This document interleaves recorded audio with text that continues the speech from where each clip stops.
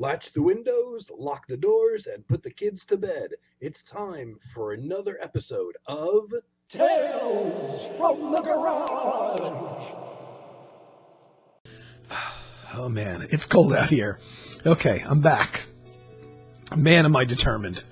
You know, it's now getting to be mid-December and it's freezing out here, but I still want to come out here to the garage and do my videos. And of course I have shorts on. Doesn't help. And they're predicting for Friday and Saturday this week that the temperatures are going to hit around 50 degrees. My plan was to wait until then, and if it did come around to be anywhere near that temperature, I would do video then. But you know what? I've been feeling kind of down for a few days, and you know, it always helps to do one of these videos, post it up there, connect with my friends. And so I decided, you know what? Why wait another 3-4 days for temperatures that may not come anyway? So I'm out here. Man, am I cold. You know, I had a hot cup of coffee in the other room in the main part of my condo, and I should have really brought it here. And the little tiny candle I have lit behind me doesn't really add much heat. Okay, so, you know, doing these videos out here, I may get another one in, you know, this weekend if when Friday and Saturday comes around. If the weather is as they're predicting, I may get another one done, but that probably will be it for the year. Now, of course, the last 12 videos I've been saying that will probably be it for the year, for every single one of them. I'm not going to say it with this one. And when I don't say it, it probably will be the last one. So I'm just going to randomly select a few things, try to not think about how my teeth are chattering, and see what I come up with.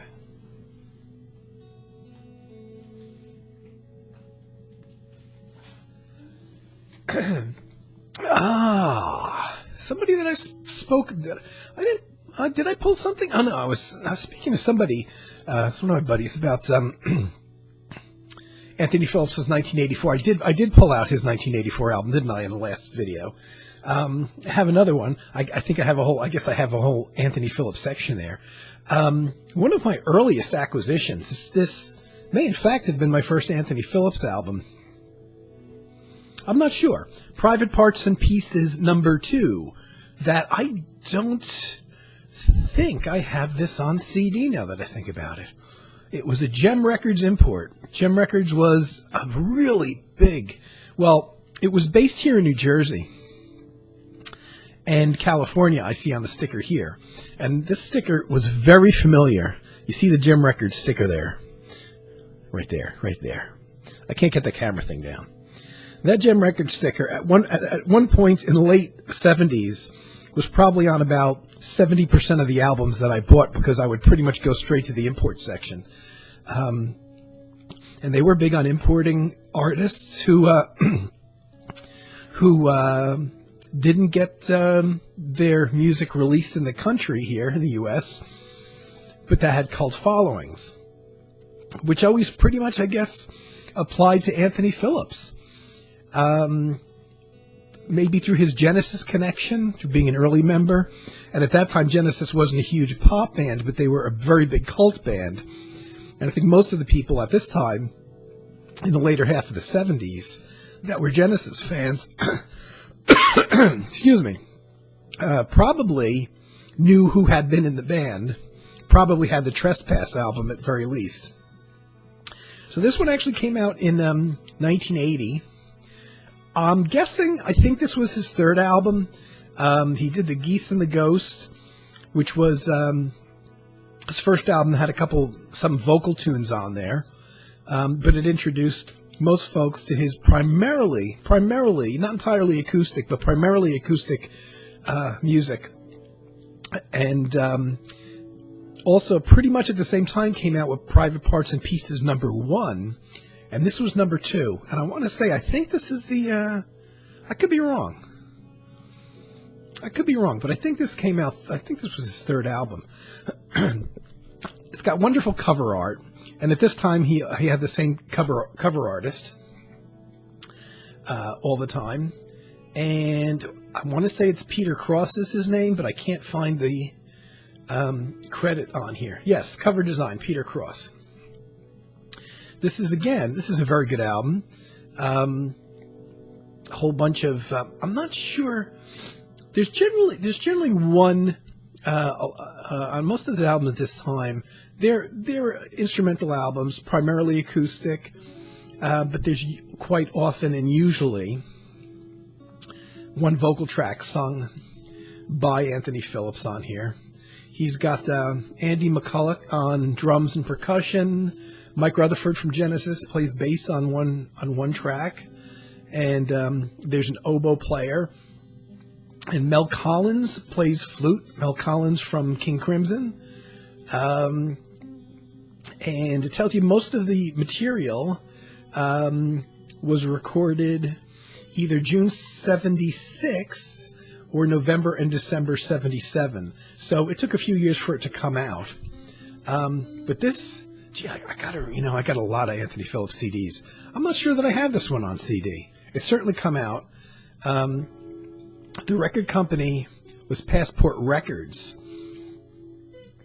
Actually, it's funny. Now look at it. This is got the sticker for Gem Records Import, but for a few years, Passport Records, which was, again, a very small record label, but based here in New Jersey, did have a contract and did release a lot of albums by these kind of cult artists that otherwise would have been imports. So I don't know why the Gem Records Import sticker on here, when in fact it's Passport Records, right from the very state that I live in, that released this here in America. What can I say? This is maybe the third solo album I had by Anthony, and he's just such a fantastic musician. Maybe known primarily as a guitarist, but could have easily made a living as a keyboard player.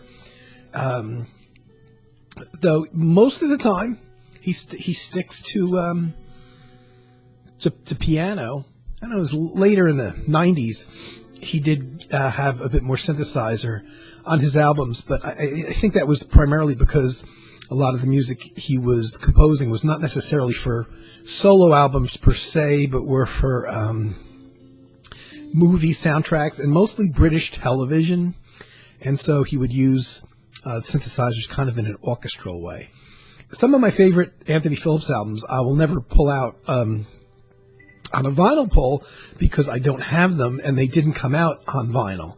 So I'm pretty limited. I think I may only have maybe another two or three Anthony Phillips vinyl before the kind of CD era came around, and I started picking them up on CD.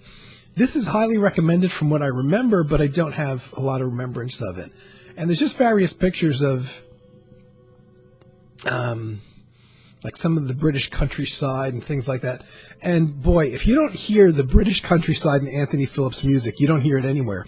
I can't think of another composer, musician whose music to me calls up that imagery. And I guess, it helps the fact that I knew that he was British. I think I would hear that even if it weren't there. The only other people that I can think of that draw up the kind of landscape imagery that much of Anthony Phillips's music does is actually like classical orchestral music from various composers. And a lot of that music, for me, has a lot of visual images associated with it. But Private Parts and Pieces 2, subtitled Back to the Pavilion. That was an early one. I would have bought that in 1980.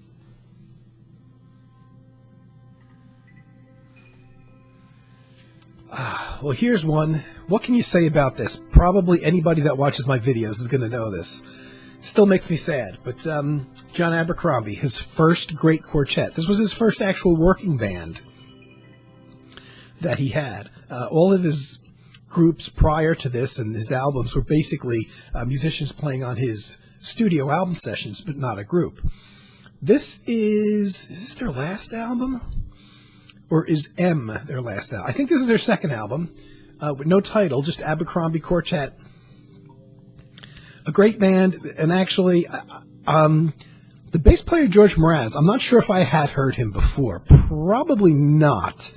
Though George Mraz has played everywhere with everybody in the jazz world. Peter Donald, the drummer, I definitely had not heard before this. And Richie Byrock, the incredible jazz pianist, I had not heard before this either. And what a great band, because this music is, for a quartet of basically drums, upright bass, piano, and electric guitars, sometimes acoustic guitars, and of course John's mandolin. You think of, well, there's a rhythm section there and piano and it's driving, but this is such a delicate band. I mean, they definitely could wail. There's definitely YouTube videos of them in live performance, and of course in live performance they got into it a bit more intense. But man, their studio albums can't be beat, and they're pretty low key. And this may be slightly more up tempo than their other two albums. It's hard to say. They always had quiet, ballady pieces and kind of expansive pieces. I know Dear Rain is on here, which is certainly a ballad. Madagascar by Richie Byrock, which is... It seems like there's at least one kind of epic piece on each one of their albums, if not more. That's kind of a farther looking piece. You can't say it's mainstream jazz. It's not really a ballad. And on this track, on this album, Madagascar, which runs for 9 minutes, is that track by Richie Byrock. All three of their albums were entirely composed by either John Abercrombie or pianist Richie Byrock. Now, the last album, M, did have one track written by bassist George Mraz, and it was a shame he didn't write more, because I really dug that track on the M album. And what can I say? This was recorded in November 1979.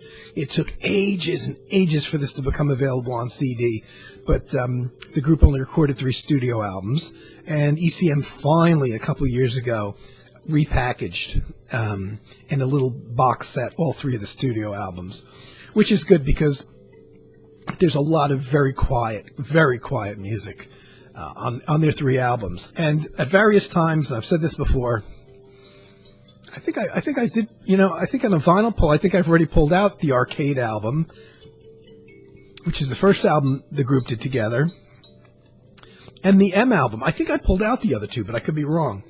Because I remember saying that at various times, all 3 albums are so good that they've all rotated being my favorite in the group depending on what kind of mood I was in at the time. And of course, now I pull this out and I want to hear it again. It's sad now, now that John's gone. John passed away, I'm sure it was August, so it would have been August 2017, and it was a little bit over a year ago. And man, I still feel that, but it's strange. Sometimes when artists that I love pass away, and I've been into them for a lot of years, it's really hard for me to listen to their music for a long period of time. Sometimes it's just better that I get into them after they're gone, like I did with Wes Montgomery. But with John, his music is just so good that I would find myself desiring to hear it again, even shortly after his passing. And I've been pretty much playing it to the same extent that I did when he was still around.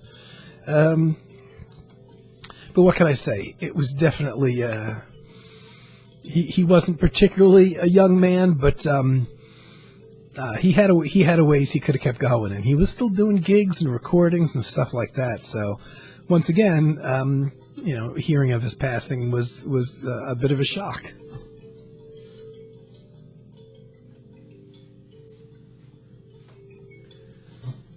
My oh my, another ECM. Well, you're getting your ECM dollars worth here. Here's the only Ralph Towner solo album that I have on vinyl from ECM that I still haven't picked up the compact disc for. And that's Solo Concert, a live album. Just Ralph on his own. Only playing 12-string and classical guitars. He doesn't play any piano here.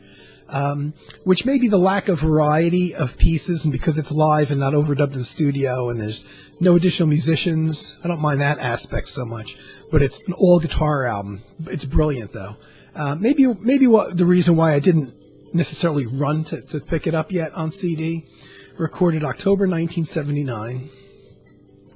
So this would have come out in 80, and I probably bought it at that time. But Ralph's done a lot of solo guitar albums, not necessarily live, but live in the studio. I think this might be the only actual live in front of an audience one. But probably for the last 15 or more years now, maybe even 20, all of the albums that he's done in the studio under his own name that are him solo have been just solo guitar albums. He doesn't play keyboards on them, and they're live in the studio. He hasn't gotten into the overdubbing thing like he did back in the Blue Sundays or with Diary, and I think Diary was 1973. And of course, people like Carm and myself, we're dying to hear another Ralph Towner solo album done in the studio with overdubbing and bringing the synthesizers and the keyboards and the little hand percussion and even the French horn that Ralph plays sometimes.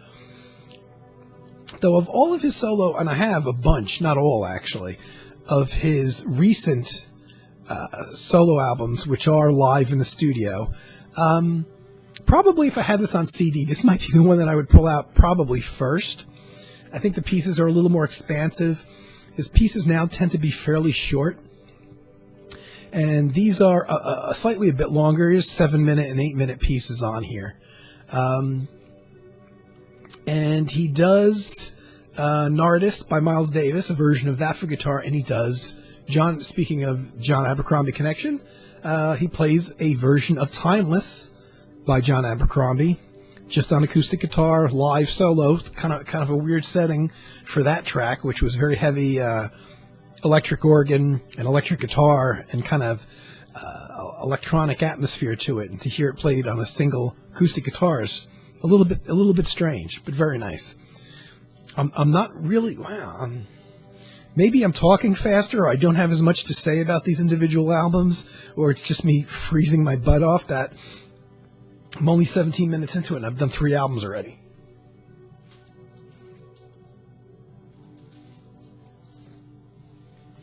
Now definitely left field. Klaus Schulze Transfer album. I remember buying this. in the record store. This was an import record store that I used to travel to about twice a year. I would generally do probably a winter run and a summer run. And then sometimes, this is long before the internet, sometimes also, if I couldn't take it anymore, and I might go 3 or 4 times a year. This started the period where I wasn't as in love with, I guess, the second phase of Klaus Schulze's career, when he either started using, depending on which recording you get, a lot of very heavy drum machine beats, or an actual percussionist playing drums, which he had used previously. But in this case, at around this time, he really kind of amped up the percussion, and it was very aggressive, very high in the mix, pretty much up-tempo, instead of it just being like kind of a rhythmic accompaniment. So now in this one, Michael Shreve, who played with Santana, is the drummer on here, and Wolfgang Tiepold played cello on here as well. Cello's pretty much done in a rhythmic fashion, and this was quite unusual departure too in another way, and that was the pieces are short. At this time, prior to this, this was recorded in 1981. Prior to this, even in 1980, Klaus Schulze was still doing these 24-minute to 30-minute pieces on his albums. And on this one, this is the first album that he did that was short. It was under 40 minutes. There's 2 songs on here only, and each one is under 19 minutes. So 18 minutes and change for each one. The sound is really good on this, though, and that's the saving grace. I think on this album and this particular period when the percussion started really driving the music a lot more than it had before. Of course, I prefer my atmospherics and my electronics, but to me, and this really started in the 80s, pretty much every album was very rhythmically and percussive oriented. To me, this is actually the best one of the batch, and this would be one of the first, when I see this album, whenever I pull this out, this would be probably the first one that I would play driving in the car. A lot of his stuff for me is home listening. It's not the kind of thing you would, at least of the albums I like, which is his first period, his 1970 to 1980 period. I prefer the things that don't have drums on them, that are a little bit quieter, that don't really work so well in an automobile, a kind of noisy automobile. Albums like Mirage and Time, Wind, and Irrlicht, they're not really made for driving around. But this is probably more a listen to it driving around because of the percussive aspect of it. But it works in that aspect. This, to me, is, one of the better, if not the best. I'm going to drive around and listen to Klaus Schulze music. And I kind of hold off with his rhythmic stuff from this period to pretty much listen to in the car.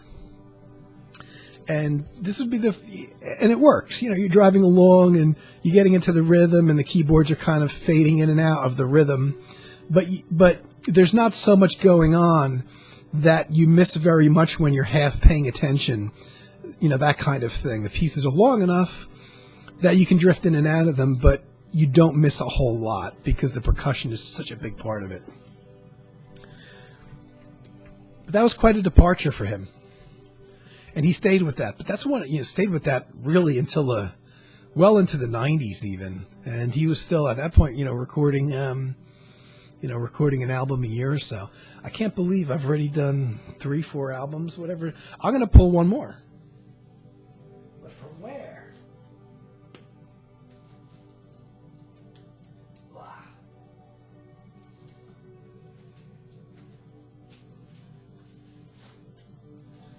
I didn't know I had this back there. Well, here's a guy I haven't talked much about. Klaus Doldinger's Passport. Klaus Doldinger, the German saxophone player that I can't believe is still going and still recording albums. He's the only, he's a leader of Passport, just like Edgar Fresco was the leader of Tangerine Dream.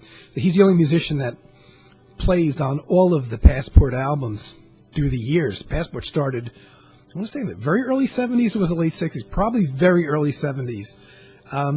Initially a very electric fusion group, not a lot different from the American fusion groups that were going on at the time.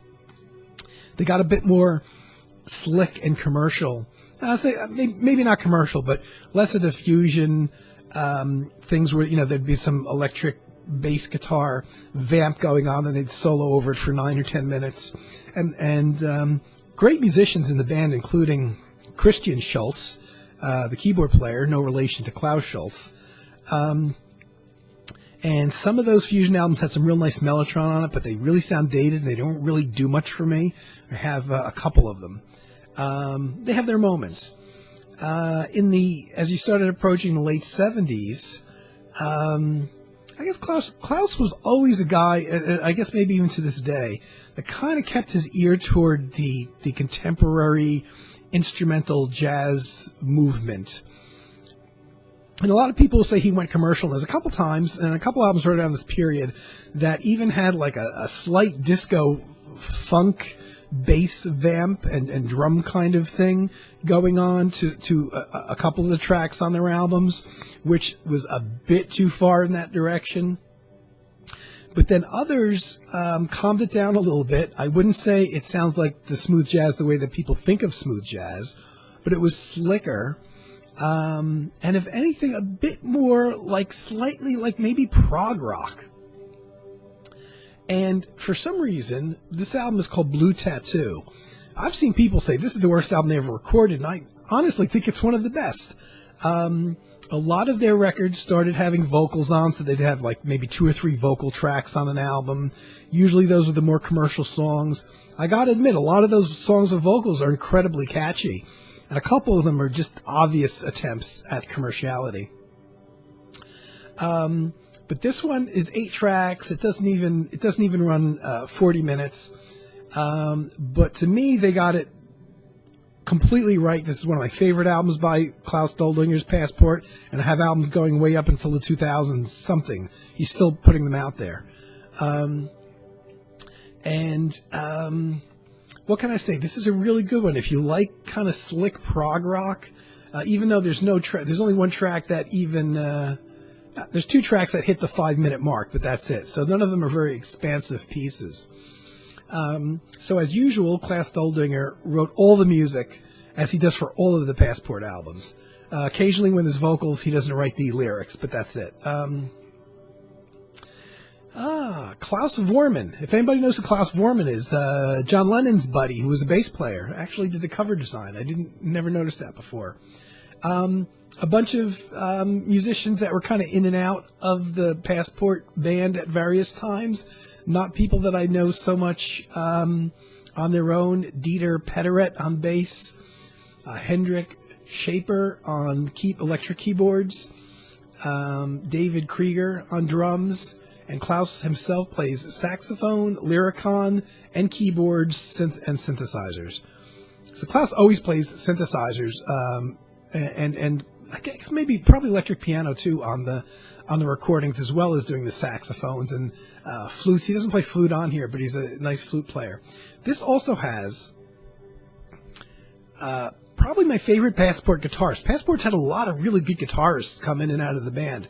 There's this guy, Kevin Mulligan, that I really like, and he even sang a couple of the lead vocals on some of their other albums that were in a slightly more commercial vein. And I like Kevin Mulligan's playing so much on the Passport albums that I looked him up, but he is not, I guess he's German. I'm assuming he's German. He hasn't done a whole lot that I could trace down, and when he did music apart from Passport, he doesn't do it under his name. He does it under various names of the project. I found a couple CDs out there that were from definitely after this time period, as this was from 1981. Did I say? I think it's 81. I'm doing that from memory because I'm not finding it. Yeah, 81. I just really like his guitar playing. He's like a I don't know. Well, you could probably look it up on YouTube. I bet you this album is on YouTube. As a matter of fact, I'm pretty sure this album is on YouTube, at least individual tracks. I just really like his guitar playing. He probably came out of the rock school, but he's got enough jazz chops in him, enough taste. He's not one of these guys that plays like that heavy, distorted rock tone. I really like his playing. I did find a couple albums that exist that Kevin Mulligan did do on his own, but you can't get them. They're pretty impossible to get physically. And I even created a folder, one of many, in YouTube where I dumped a whole bunch of his music from these albums that I did find. It's probably like 2 complete albums. But to actually obtain the physical CD, which I think are out of print and probably only came in print in Germany, are near impossible. But I really just dig Kevin Mulligan's playing on the Passport albums. So I want to give him a shout out because he's really an obscure musician. How many did I do? Did I do 5 or 4? 1, 2. I did 5. That's a record. That's a record. Hopefully, man, I'm hoping this video processes and it doesn't erase itself when I hit end record. Okay, so thanks, guys, for joining me again. For those out there, I always feel better when I do these videos. And my teeth are chattering, and I still got a bunch of things to do before I can leave the garage. So I'm going to close out for now. Thanks for watching. Hope everybody's doing well. I'll be back sooner or later, maybe inside, maybe here one more time. Who knows? Okay, guys, thanks for watching. Take it easy. Tune in next time for more Tales from the Garage.